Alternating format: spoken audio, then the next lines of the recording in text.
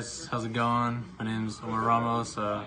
This weekend was our Utah Regionals and I managed to get top 8 with a very interesting deck, Danger, Burning Abyss, Orcust. It's a really fun deck, decided to be anti-meta and then got in there. It was around 100, 120 people, so not too big, but there's still a lot of people that wanted to ask for my list, so I just wanted to share it. But before I get into it, I just want to do a couple shout outs. Shout out to Jeff behind the camera for filming this. Shout out to SuperiorGaming TCG for letting me upload on their channel. Shout outs to Cade and Ponce for letting me borrow cards to use as translation.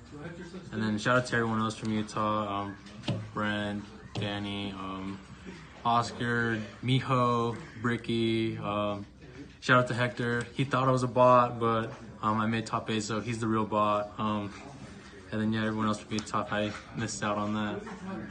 But yeah, we'll just get right into the deck. So it's 50 card goo. So yeah, let's get right into it. So for the BA monsters, we have 3 Rhino. It's the best starter. You just want to open this, and if you open this, you don't have to make Cherubini either, because you already have access to Graph and Sear through that. Then I also played 3 Skarm and 3 Farfa. So I just wanted as many BAs that weren't Graph or Sear in my hand to make Cherubini, just because that way I'll have access to Cherubini, access to Graph and Sear through that way.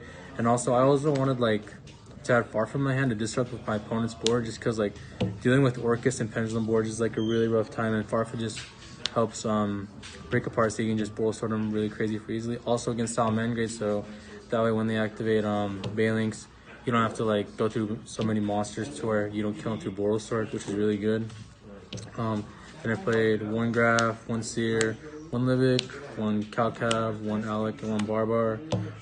Really simple. Like I said, you want to open one of these 10 that aren't these 2 to make Cherubini, or you open up this and one of these 10, so you just make Dante and do it faster that way. And then they're all good. I kind of wanted to play a second Calcav against the Salad deck, just because dealing with Rage and Roar is hard, and also against Crescendo, so I don't know. But the one was fine. And the last best BA, Tour Guide. Top deck to my last game off of a Co-Link Nightmare, and did a normal summon and it got me there. So yeah, that's it for the BAs. I think there's 16 of them. Next for the extenders, you play Dangers. So 3 Jackalope, 3 Zuchinoko. They're the better ones just because they're level 3s. You can make Cherubini, Dante, and worst case scenario, they're there for your Orcust plays. Also play 2 Nessie. It's there for the Orcust play, but it's just another free monster you can summon. You can search these guys too. So didn't want to max out on it because it's level 7. But yeah, it's still really good.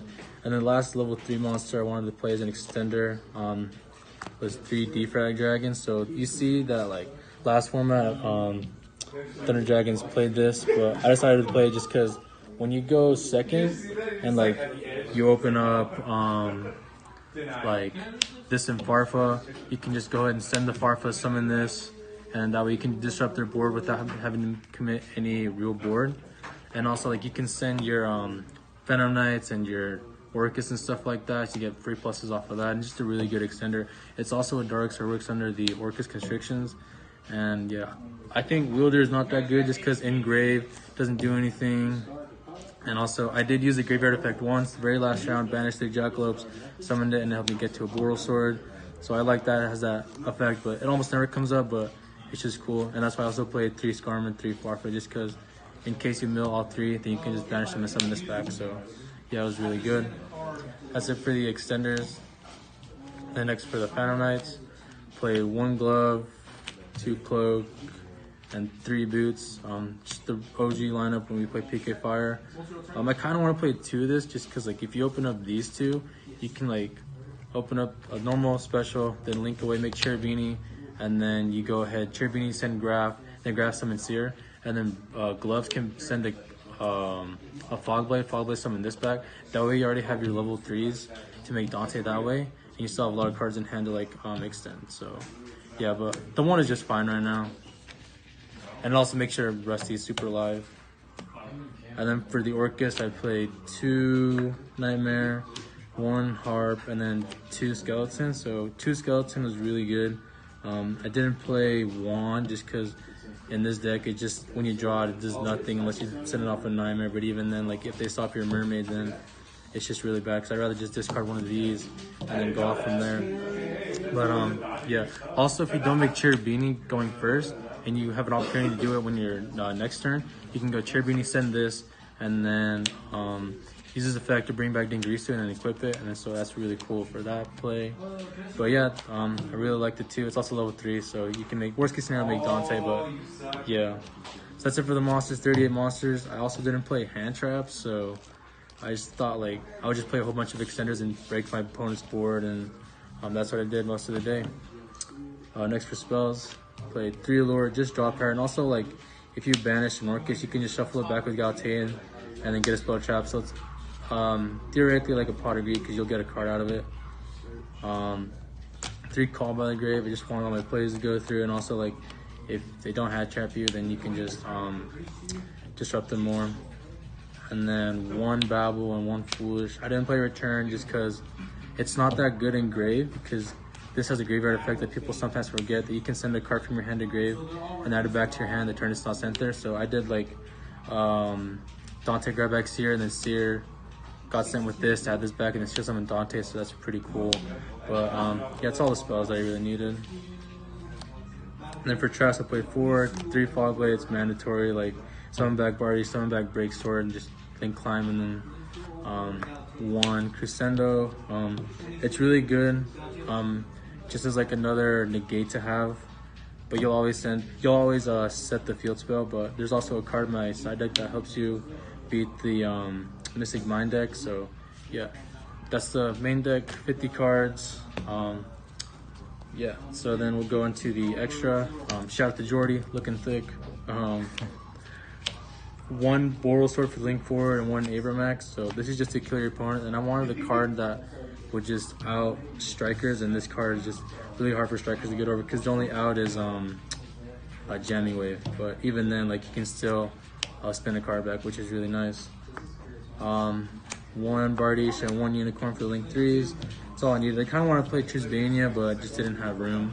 And then the other 3 Nightmares. Pretty standard. And then 1 Cherubini. Only need 1, like it's a starter or an extender. But other than that, like you never make more than 2 in this deck.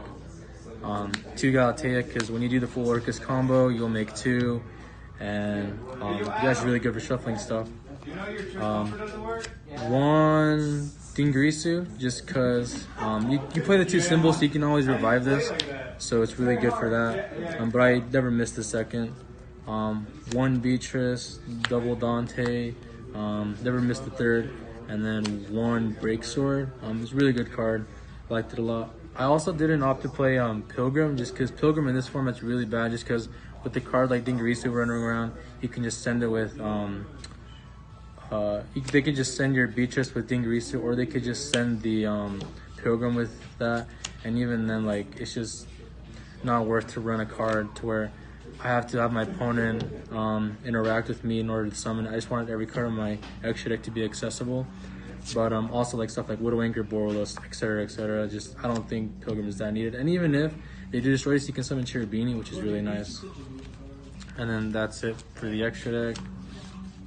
Then for side deck, I played 3 Pankratops. It's the best card against Orcust. It adds 2 cards on its own without your normal summon.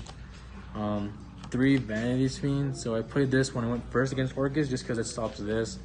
And like you can do full combo without your normal summon, and then in the end you can tribute your Bardiche and then summon this, and then they pretty much lose. Or you can just sit on this for a long time, which is really cool. And also, like if you send Skarm during like your turn earlier, you can just search a Farfa for your next turn, normal summon the Farfa, banish this, do your combo, and then even if you don't break their board or like push for damage, this still summons back. So yeah, it's really cool. And then the 1 card I wanted to play against Mystic Mind because I was afraid of that deck was Shinzo. Shout out to Al for letting me borrow a secret. But the theory behind this was like you go first against that deck, and then instead of setting the Babel, you set this, and then you negate whatever Mystic Mind, Extravagance, etc. This has an effect where you can banish it from your grave to add from your deck or banish zone a Dark Machine. And what do you know, Jinzo's a Dark Machine, so you can search Jinzo with this, and then it's pretty cheesy. I didn't do that today, I didn't play that deck, but it was really good. And then when you search Jinzo, you just wait until you draw Twisted Sister out the Mystic Mine and just push for game. And then 3 red reboot, just for Draco, because I saw a lot at the case tourney the night before, and I just want to be prepared for that matchup. Didn't play it, but yeah. So that's it for the deck. Again, it's really fun, guys. I really recommend it. It's really rogue, but yeah, that's pretty much it. So once again, thanks for Jeff for recording, and then if you guys have any questions, you can just hit me up on Facebook. But yeah, that's it, guys. I'll see you later. Make a wildfire get away.